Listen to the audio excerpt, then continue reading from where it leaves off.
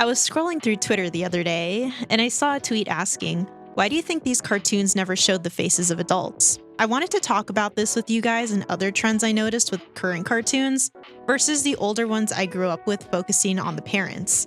Before we dive into it, hi, my name is Izzy. Welcome to my channel where I talk about and dive into animations and TV shows, movies, and anything else I like to talk about. Okay, so back to the question, why do you think these cartoons never showed the faces of adults?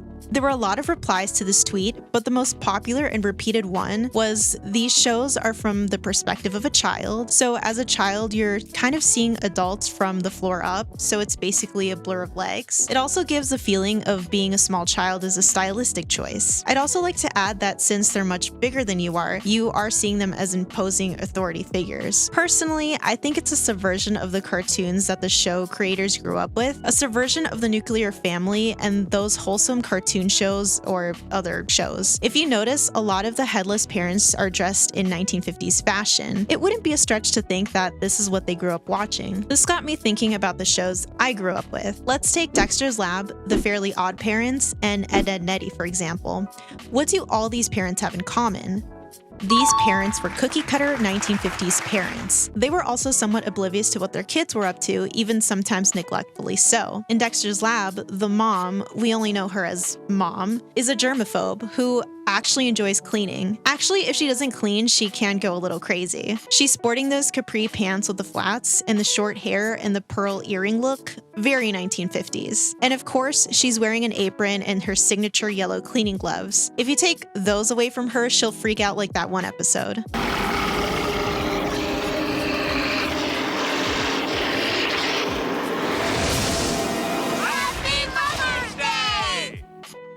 The dad wears his button-up shirt with the short sleeves for casualness and a tie with the thick-rimmed glasses and pleated dress pants. It's giving 50s dad chic. The closest thing I can think of what he reminds me of are those guys that worked in NASA back in the day. I think one of the most funniest and unintentional examples of them being oblivious and slightly neglectful is the episode Chubby Cheese, where Dexter ends up getting kidnapped by the men running the Chubby Cheese. Someone needs to make a whole YouTube video about this episode because there were a lot of crazy stuff going on in just the 11-minute runtime. Just as they're about to harm Dexter, I don't know what their plan was there, but Dee Dee walks in on them and freaks out, and she manages to grab Dexter, fly in the air, and break through the back window of their car as their mom and dad are driving away. So if Dee Dee didn't walk in, save Dexter, and clutch that landing in the back of their car, they would have actually just left their kids at the Chubby Cheese. They were literally just driving home. I actually remember watching this on my mom's CRT TV and thinking, this was such a quick way to end an episode. So many years later, I can't help but laugh at the absurdity of it. They most likely looked at how much time they had left to wrap up the episode and decided to end it in this jarring way. I love it. In The Fairly Odd Parents, the original pilot had the parents faceless,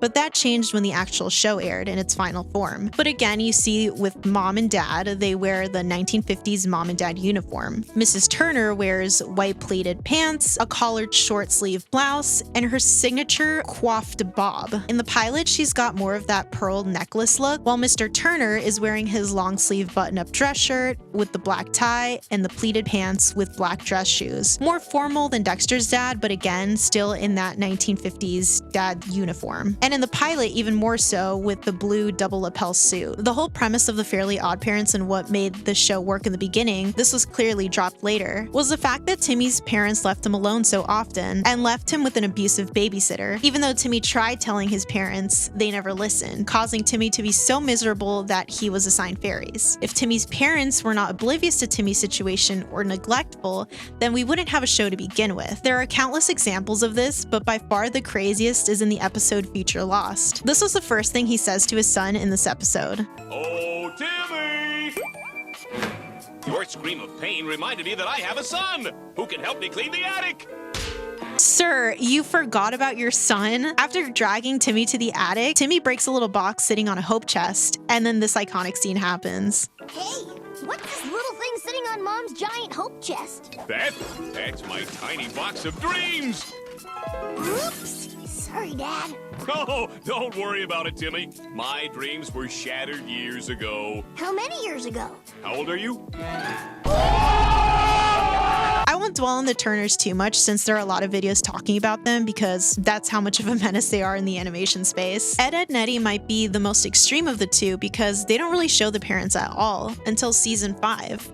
And that's just their arms. I still get 1950s vibes from the parents, even though we just see arms and illusions of their presence, and again, not really involved with their kids' life. They're what we call free-range kids. Basically, you're out of the house, running around with the neighborhood kids, and have to be home before the street lights come on. By the way some boomers and elder Gen Xers talk about this, it sounds like it would have been a lot of fun growing up like this. I was talking to my friend the other day about how the dynamics have changed with post-2010s cartoon shows. It was mostly in the context of how there aren't any asshole characters anymore. If you're Gen Z or even Gen Alpha, your first knee-jerk reaction might be to get defensive and say, yeah, there are asshole characters in the shows you guys grew up with, but not really. Not like before the censors took over these networks. Various creators of the shows back in the day have gone on record saying that there were a lot more relaxed on what content they let air on TV, especially since the networks were just starting out. It was like the Wild West out there. I think it was also a popular trope to have mean-spirited characters in your show, but also have them be lovable or funny in some way. I'm not saying everything today is quote-unquote woke, but I've especially noticed that a lot of families featured in cartoon shows post-2010s almost has a nuclear family dynamic, or even a more healthy one, even if it sacrifices the over-the-top absurd humor of what Western cartoons used to have. You've got a mom and a dad involved, and while they can be silly, a lot of the times when they need to be parents, they are there to provide support. They also have this groundedness to them. So what changed? Free-range kids don't exist anymore and can't exist as it used to for various reasons. The 1950s, aka the time period that boomers grew up in, were raised in a children should be seen and not heard style of parenting. I think it's a different and more modern parenting style that's reflected in today's media for kids. Think of shows like Craig of the Creek,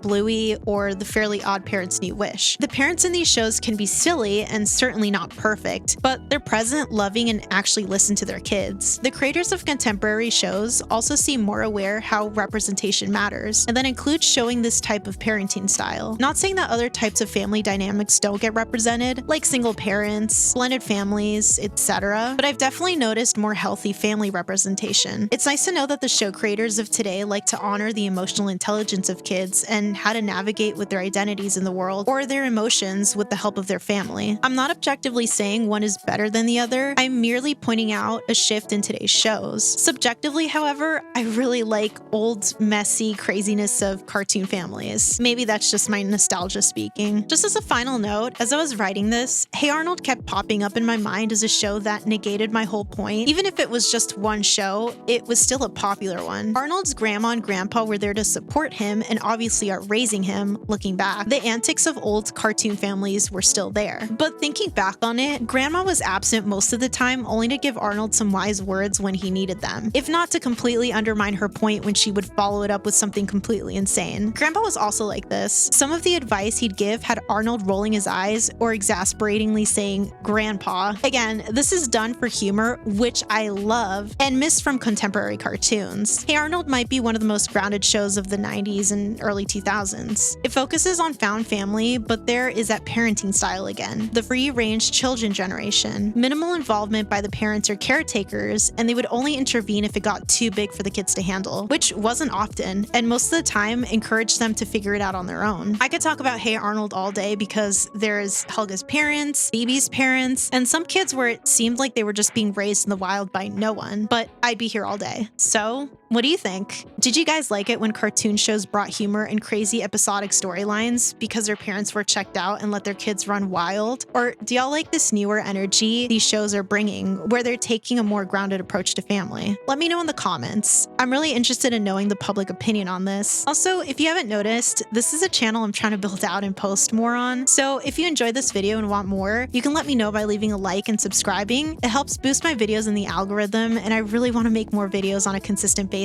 Thank you so much for watching, and I'll see you in the next one.